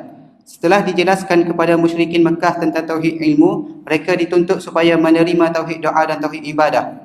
Diperjelaskan kepada orang-orang musyrikin bahawa menyeru kepada Allah dan berdoa kepadanya juga merupakan satu tindakan yang benar. Tuhan-Tuhan selain Allah min dunillah tidak dapat menyahut seruan mereka. Menyeru mereka sama seperti menyeru air supaya datang ke mulut. Doa orang-orang kafir tak ubah seperti suara yang bergema di padang Sahara lalu lenyap begitu sahaja. Ayat 14. له دعوة الحق والذين يدعون من دونه لا يستجيبون لهم بشيء إلا كباسط كفيه إلى الماء ليبلغ فاه وما هو ببالغه وما دعاء الكافرين إلا في ضلال. Sekejap. Di sini ada tauhid doa. Lahu da'watul haqq. Lahu da'watul haqq. Da'watul haqqi lahu. Itu tertib asal. Bila sebut lahu, sebelum itu makna hanya dia saja. Yang berhak kita berdoa kepadanya. Tak ada orang lain. Kita tak boleh doa kepada orang lain. Itu makna lahu. Seperti iyyaka nasta'in. Asal dia, tertib dianya. Nasta'inu iyyaka. Fi'il dulu, barulah maf'ul. Tapi bila sebut iyyaka nasta'in, mana hanya engkau sahaja, engkau jua yang kami minta tolong. Jadi sama juga di sini, lahu da'watul haqq. Asal dia da'watul haqq lahu. Jadi doa yang benar ini hanya hak dia. Hak dia sahaja, hak dia jua. Doa yang benar. Yang lain tu karut semua, palsu berlaku, tak betul. Jadi sia-sia berlaku. Wa ma du'aul kafirin illa fi dhalal. Doa orang kafir ni pergi tak tentu ke mana hala pergi. Macam kita suara hilang begitu je. Dia tak sampai ke destinasinya. Itu maksudnya. Tak sampai ke tempat yang dituju. Hilang di tengah jalan begitu je. Sebab apa? Sebab itu bukan da'watul haqq. Da'watul haqq sampai kepada Tuhan dia. Yang kita minta tu. Orang-orang kafir ni dia sembah benda lain kan tak sampai berlaku. Itulah yang dikata fi dhalal. Fi dhalal ni tak sampai kepada maksud lah. Hilang di tengah jalan. Hilang di tengah jalan. Dan betapa bodohnya kerja orang-orang yang seru benda-benda lain selain daripada Allah ni seru air lah. Ni. Illa kabasiti kafai ilal ma'. Hampa tangan. Air mari masuk dalam tangan saya. Air mari masuk dalam mulut saya ni. Nganguk. Mari air. Air mari kau. Air dengar kau? Siapa kau? Apa yang kita kata tu kepada air? Dia ada telinga kau? Itu sebab tu kata kebodohan. Dia luar biasa. Syirik kepada Allah ni. Terima Tuhan-Tuhan yang lain selain daripada Allah ni begitulah. Tak akan mari. Jadi orang-orang yang mereka seru berdoa selain daripada Allah, la yastajibuna lahum bi syai'. Mereka tidak akan makbul sedikit pun, tak akan dapat terima apa pun, tak sampai pun kepada dia. Tak sampai pun. Sia-sia saja panggil dia. Itulah dia kata illa kabasiti kaffayhi ila al-ma' liyablugha fah wa ma huwa bibaligh. Itu tak akan sampai ke dia. Panggillah 100 kali, 1000 kali pun. Begitu. Apa ada kuasa pada air itu? Yang kita nak minta dengan dia. Begitulah juga doa orang kafir kepada berhala ke, kepada apa ke, macam tu. Fi dhalal. Hilang lenyap di tengah jalan. Macam kita bersuara, tak lekat di mana-mana. Hilang begitu je. Baca lagi. B. Diperjelaskan kepada orang-orang musyrikin bahawa Allah mengetahui akan apa yang dikandung oleh tiap-tiap ibu dan mengetahui apa yang kurang dari yang dikandung dalam rahim itu, atau apa yang lebih, dan tiap-tiap sesuatu adalah ditetapkan di sisinya dengan kadar yang tertentu. Ayat 8. Allahu ya'lamu ma tahmilu kullu untha wa ma taghidul arham wa ma tazdad wa kullu shay'in 'indahu bimiqdar. Sekejap Aiman. Jadi di sini kalau kita perhatikan, sebab tu secara umumnya kita dah sebut dah, memang bahasa dia tu luar biasa. Bahasa dia tu, keindahan bahasa dia, perkataan yang diguna tu memang mantap. Kalau orang yang reti bahasa Arab, memanglah. Sebab tu orang Arab dia tunduk bila dengar. Memang dia faham betul. Kullu untha. Dia tidak kata setiap orang perempuan.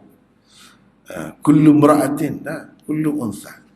Mana Allah tahu dalam kandungan, bukan kandungan manusia saja, dalam kandungan kambing, dalam kandungan lembu, dalam kandungan apa-apa, dia tahu semua. Itu maksudnya. Itu Allahu ya'lamu, Allah tahu. Ma tahmilu kullu untha, apa yang dikandung oleh setiap betina. Kalau kita kata betina ni, orang Kelantan tak kira lah. Orang perempuan je, orang betina ni kata betina ni termasuklah orang perempuan. Dan binatang-binatang memang betina suku tu. Semua dia tahu lah. Wa ma taghidul arham. Taghidu, perkataan ini kan jarang diguna, tetapi bahasanya memang indah, cantik betul. Cantik betul. Kalau kita kata macam bahasa kita lah, dia ada beza juga bahasa kita pun, walaupun banyak daripada bahasa lain juga, tetapi cara guna tu berbeza-beza. Misalnya kita kata jiwa, jiwa tu kita biasa dengar ada. Sukma, sukma, jangan dengar. Macam tu lah dia guna perkataan sukma. Maksudnya jiwa juga. Jadi ini pun taghidul arham. Apa yang kurang di dalam rahim itu, apa yang kurang dan apa yang bertambah. Mana ketika tidak mengandung, kecil rahim itu. Bila dia mengandung sampai jadi besar begitu. Itu satu. Lepas tu apa yang kurang? Ya cacat, ya apa, dia tak tahu dah. Daripada awal lagi dia tahu. Sekarang ni Allah SWT bagi tahulah kepada kita sikit, bagi tahu. Doktor dapat tahu, ni anak ni cacat ni, anak ni begini. Dia cerita kalau dia lahir pun dia tak akan hidup lama. Tahu sikit. Anak ni tempurung, kepala dia ni tak penuh ni. Dia boleh cerita. Nampak sikit guna apa ni, ultrasound. Doktor guna tu dia boleh nampak sikit sebanyak. Tapi manusia tahu belaka ke? Ya'lamu dalam arti kata seorang mengetahui, tahu belaka ke? Dia tahu paling tinggi lelaki ke perempuan anak kamu. Tu tinggi lah tu manusia itu ada macam tu. Laki perempuan itu. Jadi orang-orang yang tak mahu anak perempuan setengah-setengah negara tu kan, jadi sedikit rakyat dia yang perempuan, sebab perempuan digugur. Lelaki dia ambil, tapi dia tahu ke lelaki tu akan jadi macam mana, baik ke, jahat ke? Tak tahu. Lepas tu nak pilih pula, ni tak mahu mengandung lagi, pandai-pandai kita, tak mahu mengandung lagi, nak enjoy dulu, nak pergi mari dengan bini dulu, sana sini, nak berjalan. Susah kalau ada anak ramai. Anak yang mana yang paling baik untuk kita tahu. Kalau orang tu ada anak 12, yang mana daripada 12 tu yang paling baik untuk dia, untuk bangsa dia, untuk umat dia? Tak tahu. Lelaki perempuan, kadang-kadang lelaki ada saja yang lelaki membebankan, ada lelaki pun baik anak perempuan jadi kerja, buat kerja itu, buat kerja ini, boleh membantu mak. Yang tak mahu sangat perempuan tu, apa cerita? Kamu tahu ke? Sebab tu kalau pergi situ lah. Lepas tu tazdad, Sambung dari bulan ke bulan ke bulan sampai masa dia keluar. Semuanya berlaku dengan ketetapan. Allah telah tetapkan dah. Kalau selama bulan ni tak hidup, tak penuh lagi kejadian dia, kena sekian-sekian bulan dulu, barulah ada cukup anggotanya, barulah masuk nyawa, kita kata. Jadi semuanya berdasarkan ketetapan. Di dalam surah ni juga disebutkan air yang Tuhan buat turun ni pun ada ketetapan, ada sukatan dia, bukan saja-saja.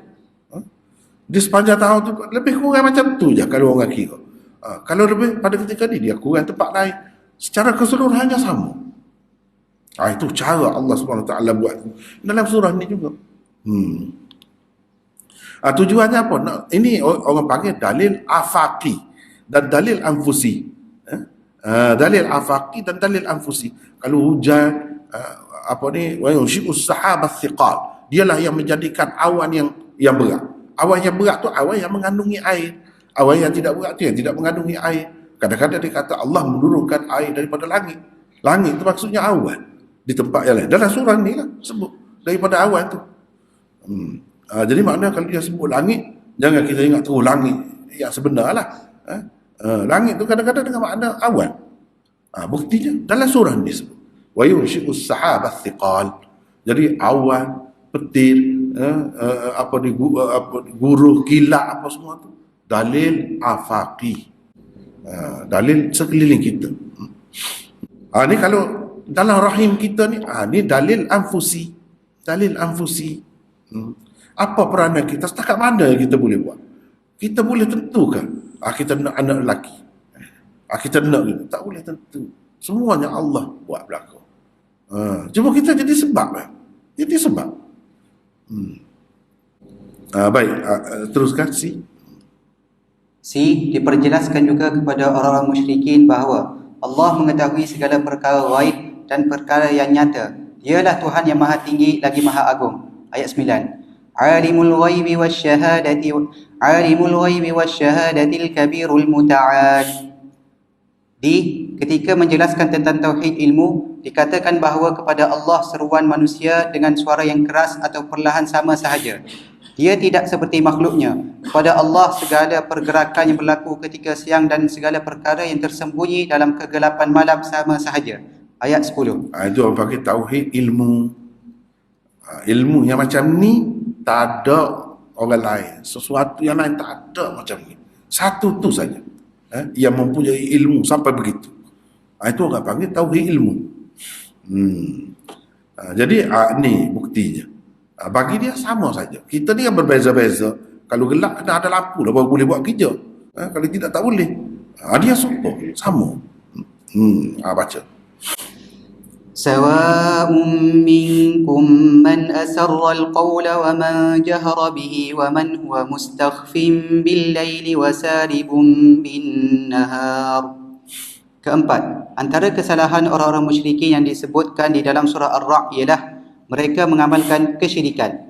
Kesalahan pertama golongan musyrikin Mekah yang disebutkan di dalam surah Ar-Ra'd ialah mereka menyengutukan Allah dengan sesuatu yang lain, wa ja'alu lillahi syuraka. Ayat 16 dan 33. Kelima, antara kesalahan golongan musyrikin Mekah yang tersebut di dalam surah Ar-Ra'd lagi ialah mereka menolak kerasulan. Kesalahan kedua orang-orang musyrikin Mekah yang tersebut di dalam surah Ar-Ra'd ialah mereka menolak kerasulan Muhammad. Ayat 43. Wa yaqulu alladhina kafaru lasta mursala qul kafa billahi shahidan baini wa bainakum wa man 'indahu 'ilmul kitab. Orang-orang kafir Quraisy berkata bahawa Muhammad bukan seorang rasul yang diutuskan Allah. Berilah jawapan kepada mereka bahawa cukup Allah sebagai saksi antara aku dan kamu. Kesaksian orang-orang yang ada padanya kitab juga cukup sebagai saksi. Keenam, antara kesalahan orang-orang musyrikin Mekah yang tersebut di dalam surah Ar-Ra'd ialah mereka tidak percaya kepada hari kemudian. Kesalahan ketiga golongan musyrikin Mekah yang tersebut di dalam surah Ar-Ra'd ialah mereka tidak percaya kepada hari kemudian. Bantahan orang-orang musyrikin cukup pelik apabila mereka mengatakan, bagaimana kita akan dihidupkan semula setelah kita menjadi tanah? Leher mereka sebenarnya terbelenggu dengan kepercayaan nenek moyang. Kerana itulah mereka mengingkari rububiyah Allah. Tuhan kepada sekalian manusia tentu sekali berkuasa menghidupkan kembali manusia. Ayat 5. وإن تعجب فعجب قولهم أإذا كنا ترابا أإنا لفي خلق جديد أولئك الذين كفروا بربهم وأولئك الأغلال في أعناقهم وأولئك أصحاب النار هم فيها خالدون.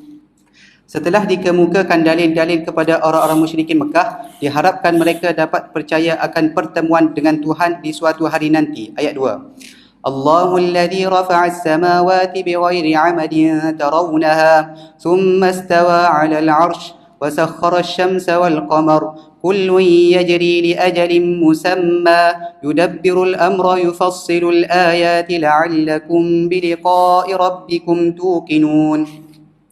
Ketujuh, antara kesalahan orang-orang musyrikin Mekah ialah mereka membuat bermacam-macam tipu daya dan hilah jahat. Kesalahan keempat orang-orang musyrikin Mekah mengikut sebagaimana yang tersebut di dalam surah Ar-Ra'd ialah mereka membuat bermacam-macam rancangan jahat dan tipu daya. Diperjelaskan kepada orang-orang musyrikin bahawa mereka berasa perancangan jahat yang dibuat oleh mereka dalam menghalang manusia daripada jalan tauhid sebagai sesuatu yang baik. Ayat 33. بل زين للذين كفروا مكرهم وصدوا عن السبيل. Diperjelaskan kepada orang-orang musyrikin bahawa perancangan jahat mereka terhadap Islam bukanlah suatu perkara baharu. Bangsa-bangsa yang kafir dahulu juga telah menggunakan taktik yang sama, tetapi mereka perlu sedar bahawa mereka tidak dapat melawan perancangan Allah. Ayat 42. وَقَدْ مَكَرَ الَّذِينَ مِنْ قَبْلِهِمْ فَلِلَّهِ الْمَكْرُ جَمِيعًا. Ke-8. Di dalam surah Ar-Ra'd terdapat suatu tamthilan yang sangat cantik untuk menjelaskan perbezaan di antara tauhid dan syirik. Di dalam surah Ar-Ra'd, perbezaan di antara hak dan batil ialah tauhid dan syirik dikemukakan dengan jelas sekali. Suatu tamthilan dikemukakan kepada orang-orang musyrikin supaya mereka mudah memahami hakikat bahawa limpahan rahmat yang dibawa oleh Al-Quran adalah suatu yang luas dan umum. Ia ibarat hujan. Setiap lembah menerima air hujan sesuai dengan keadaannya. Buih-buih terapun dan kemudiannya lenyap, sementara bahan-bahan mineral yang berguna larut di dalam air. Lalu kemudiannya menjadikan bumi subur menghijau. Syirik adalah suatu yang karut, ia akan lenyap, sementara tauhid adalah suatu yang berguna, ia akan meresap dan berakar umbi di dalam jiwa-jiwa manusia. Ayat 17. أنزل من السماء ماء فسالت أودية بقدرها فاحتمل السيل زبدا رابيا ومما يوقدون عليه في النار ابتغاء حلية أو متاع زبد مثله كذلك يضرب الله الحق والباطل فأما الزبد فيذهب جفاء وأما ما ينفع الناس فيمكث في الأرض كذلك يضرب الله الأمثال.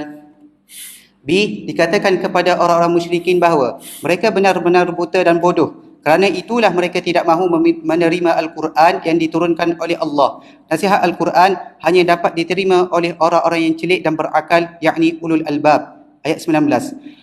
أفمن يعلم أنما أنزل إليك من ربك الحق كمن هو أعمى إنما يتذكر أولو الألباب. Tauhid doa dikatakan benar dan syirik dalam doa pula dikatakan karut. Tuhan-Tuhan yang disembah selain Allah tidaklah dapat menyahu apa-apa seruan penyembahnya. Ayat 14.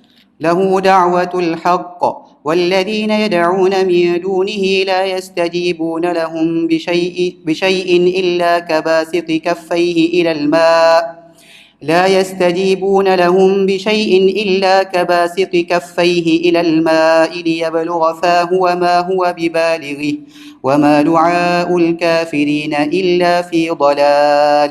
Habis itu kita masuk kepada surah yang ke-14 pula, iaitu surah Ibrahim. Bilangan ayatnya 52, ini termasuk dalam surah Makkiyah lagi.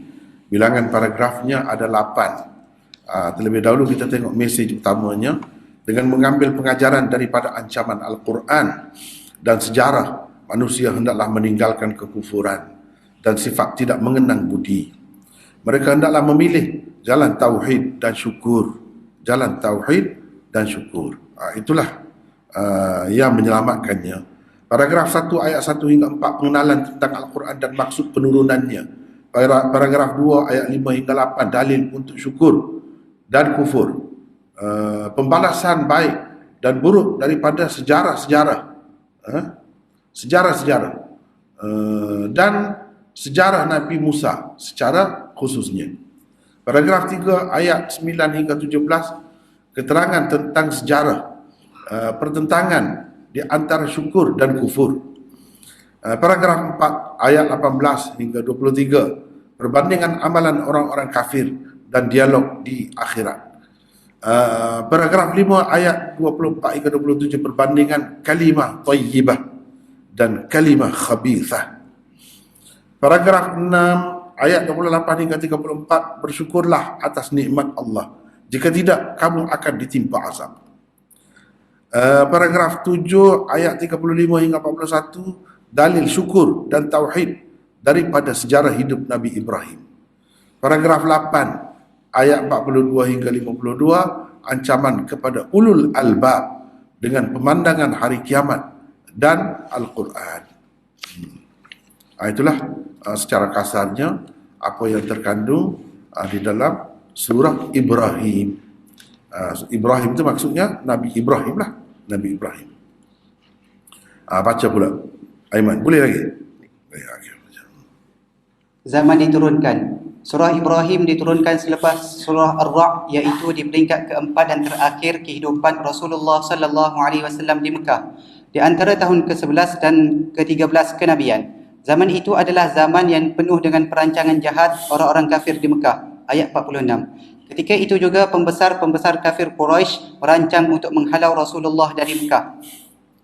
Berkaitan dan kesinambungan surah Ibrahim dengan surah sebelum dan selepasnya. Pertama, di dalam surah Ar-Ra'd yang lalu dikemukakan falsafah yang membezakan antara kebenaran dan kebatilan selain dalil-dalil aqli dan afaqi. Di dalam surah Ibrahim ini pula dikatakan bahawa syukur adalah asas yang mendorong manusia supaya bertauhid. Tauhid adalah benar dan syirik adalah batil. Di dalam ayat ke-37 surah Ar-Ra'd yang lalu, Al-Quran dikatakan sebagai hukman Arabiyyah. Di dalam surah Ibrahim ini pula dijelaskan bahawa sekalian Rasul diutuskan supaya menyeru kaum masing-masing dengan menggunakan bahasa yang diguna pakai oleh mereka. Tujuannya ialah supaya seruannya difahami dengan baik. Itulah sebabnya Al-Quran diturunkan dengan bahasa Arab. Teruskan. Kedua, di dalam surah sebelum ini dan surah ini juga disebutkan tentang ulul albab. Mereka ialah ahli tauhid. Ajaran yang baik yang mengandungi seruan tauhid sememangnya telah berakar umbi di dalam fitrah manusia. Ia mempunyai perhubungan dengan alam langit dan ia berguna kepada sekalian manusia. Allah memperteguhkan pendirian orang-orang yang menerima ajaran yang baik, kalimah tayyibah di dunia dan juga di akhirat. Ketiga, di dalam surah Al-Hijr selepas ini disebutkan tentang kebinasaan kaum Lut, kaum Syuaib dan kaum Thamud. Di dalam surah Ibrahim ini, manusia dianjurkan supaya mengambil iktibar daripada peristiwa kemusnahan dan kehancuran bangsa-bangsa yang lalu. Ia disebutkan dengan ayyamillah, yakni sejarah. Jadi ayyamillah ni hari-hari Allah. Makna asal dia begitulah. Maksudnya peristiwa-peristiwa besar yang berlaku di dalam sejarah manusia. Yang mana manusia akan tulisnya sebagai sejarah, sebagai peringatan. Itu maksud ayyamillah, sejarah lah maksudnya, sejarah. Beberapa kata kunci dan tema utama seperti mana biasa bila kita baca Quran, setiap surah tu kena biar sedar, biar nampak apa kata kunci dan tema utama surah biar nampak. Sebab itu pembahagian dalam bentuk paragraf tu cukup membantu kita untuk mengetahui tema-tema utama dalam surah tu. Teruskan Aiman. Pertama, di dalam surah Ibrahim, tauhid dan syirik diumpamakan dengan cahaya dan kegelapan. Di dalam ayat pertamanya lagi telah dinyatakan maksud penurunan Al-Quran, bahawa Tuhan menghendaki manusia keluar daripada kegelapan syirik dan kesesatan kepada cahaya tauhid dan jalan yang lurus. Ayat 1. Alif Lam Ra, kitabun anzalnahu ilaika litukhrijan nasa minadh dhulumati ilan nuri biizni rabbihim. B. Sejarah juga dijadikan sebagai bukti bahawa maksud utama mukjizat yang diberikan kepada Musa juga bertujuan untuk mengeluarkan kaumnya daripada kegelapan kekufuran kepada cahaya tauhid. Ayat 5. ولقد أرسلنا موسى بآياتنا أن أخرج قومك من الظلمات إلى النور. Kedua, dalil-dalil tarikhi disebutkan sebagai ayyamullah di dalam surah Ibrahim. Makna harfi ayyamullah ialah hari-hari Allah. Tetapi maksud sebenar yang dikehendaki dengan perkataan itu ialah sejarah dan juga peristiwa-peristiwa penting yang berlaku dalam sejarah manusia. Ia meliputi sebab-sebab kemajuan dan kejatuhan bangsa-bangsa. Antara sebab kenapa sesuatu bangsa itu lenyap daripada muka bumi ialah apabila mereka mendustakan para rasul utusan Allah. Antara contoh ayyamullah ialah hari berlakunya peperangan Badar, iaitu pada 17 Ramadan tahun kedua Hijrah. Dalam peperangan itu, kira-kira 70 orang kafir Quraisy telah terbunuh. Salah seorang daripada mereka ialah ketua mereka Abu Jahal. Hari Ashura juga merupakan salah satu ayyamullah, iaitu pada 10 Muharram. Pada hari itu, Fir'aun, Haman dan bala tenteranya ditenggelamkan dan Bani Israel terselamat. Perkataan ayyamullah ini ada juga digunakan di dalam surah Al-Jathiyah ayat ke-14. Rasulullah sallallahu alaihi wasallam diperintahkan supaya mengingatkan orang-orang musyrikin Mekah menggunakan dalil-dalil tarikhi untuk memahami sunnatullah dalam memberikan pembalasan baik dan buruk kepada manusia. Dalil-dalil tarikh ini dalil-dalil berupa sejarah lah, tarikh, sejarah. Teruskan. Orang-orang yang sabar, bersyukur dan bijaksana mendapat pengajaran daripada dalil-dalil itu. Orang-orang yang tidak sabar dan tidak cerdik pula tidak mendapat apa-apa pengajaran daripadanya. Ayat 5. وَذَكِّرْهُمْ بِأَيَّامِ اللَّهِ إِنَّ فِي ذَلِكَ لَآيَاتٍ لِكُلِّ صَبَّارٍ شَكُورٍ. Ketiga, perkataan ni'matullah di dalam surah Ibrahim juga merupakan satu kata kunci yang amat besar ertinya. Bani Israel adalah suatu kaum yang tidak bersyukur dan tidak mengenang budi.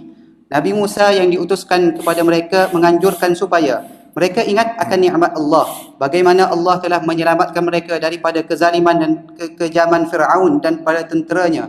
Fir'aun membunuh anak-anak lelaki mereka, tetapi setelah mendapat semua nikmat itu, Bani Israel terlibat pula dengan kesyirikan dan kederhakaan. Ayat 6. وَإِذْ قَالَ مُوسَى لِقَوْمِهِ اذْكُرُوا نِعْمَةَ اللَّهِ عَلَيْكُمْ إِذْ أَنْجَاكُمْ مِنْ آلِ فِرْعَوْنَ. Orang-orang musyrikin Mekah diseru supaya berfikir dan merenung agar dapat mengambil iktibar daripada sejarah.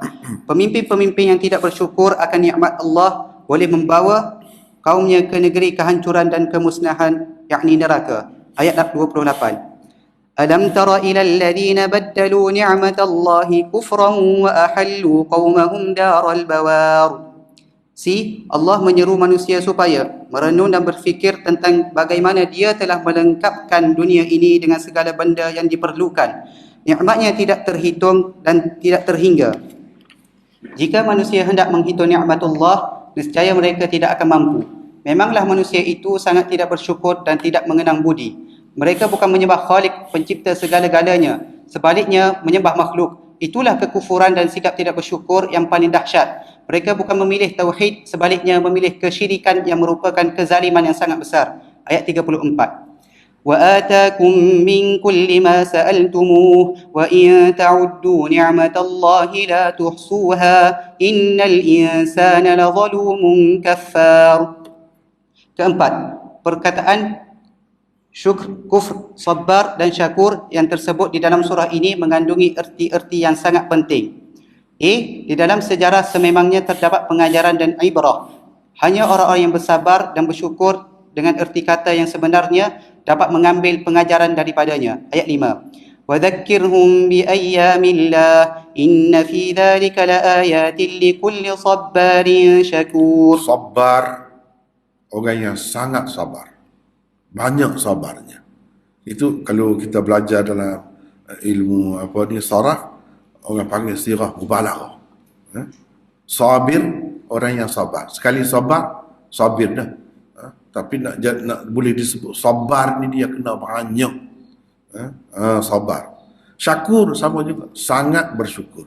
Syakir dah ada bersyukur. Sekali bersyukur pun syakir dah. Tapi kalau syakur, sangat banyak bersyukur. Dia sedar banyak sangat nikmat Allah kepadanya. Dengan sebab itu, banyaklah dia bersyukur. Ibadat-ibadat yang ada ini, salah satu maknanya ialah syukur. Cara kita nak menyatakan terima kasih kita kepada Allah. Teruskan. B. Allah mengingatkan manusia tentang pemberian bersyaratnya bahawa jika manusia bersyukur, nescaya dia akan menambah nikmat kepada mereka. Dan jika mereka tidak bersyukur, maka azab yang akan menimpa mereka kerananya sangatlah teruk. Ayat 7. وَإِذْ تَأَذَّنَ رَبُّكُمْ لَئِن شَكَرْتُمْ لَأَزِيدَنَّكُمْ وَلَئِن كَفَرْتُمْ إِنَّ عَذَابِي لَشَدِيدٌ. C. Jika seluruh makhluk di dunia ini tidak bersyukur dan kufur akan nikmat Allah, kebesaran Allah tetap tidak akan berkurang. Allah tidak memerlukan sebarang pujian daripada sesiapa pun. Dia maha kaya dan maha terpuji. Ayat 8. إِن تَكْفُرُوا أَنْتُمْ وَمَنْ فِي الْأَرْضِ جَمِيعًا فَإِنَّ اللَّهَ لَغَنِيٌّ حَمِيدٌ. Kelima, Quran adalah sebuah kitab yang mengancam dan memberi amaran kepada manusia. Ia juga memberi amaran tentang hari kiamat. A. Al-Quran adalah sebuah kitab yang memberi ancaman dan amaran. Tujuannya ialah supaya manusia sedar dan insaf, juga supaya mereka mengetahui dengan sebenar-benarnya bahawa Allah jua Tuhan yang layak disembah. Golongan ulul albab dan manusia yang bijaksana menerima baik ancaman yang diberikan oleh Al-Quran dan mengambil iktibar dan pengajaran daripadanya. Lalu mereka dengan sepenuh hati menerima akidah tauhid. Sedangkan orang-orang yang bodoh terus berada dalam kesyirikan dan kejahilan. Ayat terakhirnya berbunyi, ayat 52. هذا بلاغ للناس ولينذروا به وليعلموا أنما هو إله واحد وليذكر أولو الألباب. Al-Quran ini disampaikan kepada manusia supaya mereka diberi ingat dan diberi nasihat dengannya, dan supaya mereka mengetahui yakni dengan hujah-hujah yang tersebut di dalamnya bahawa sesungguhnya Allah ialah Tuhan yang Maha Esa, dan supaya orang-orang yang mempunyai fikiran beringat dan insaf. B. Di dalam surah Ibrahim juga manusia diberi ancaman dengan hari kiamat. Ayat 44. وَأَنذِرِ النَّاسَ يَوْمَ يَأْتِيهِمُ الْعَذَابُ فيقول الذين ظلموا ربنا أخرنا إلى أجل قريب نجب دعوتك ونتبع الرسل أولم تكونوا أقسمتم من قبل ما لكم من زوال. Jadi habis setakat. Assalamualaikum.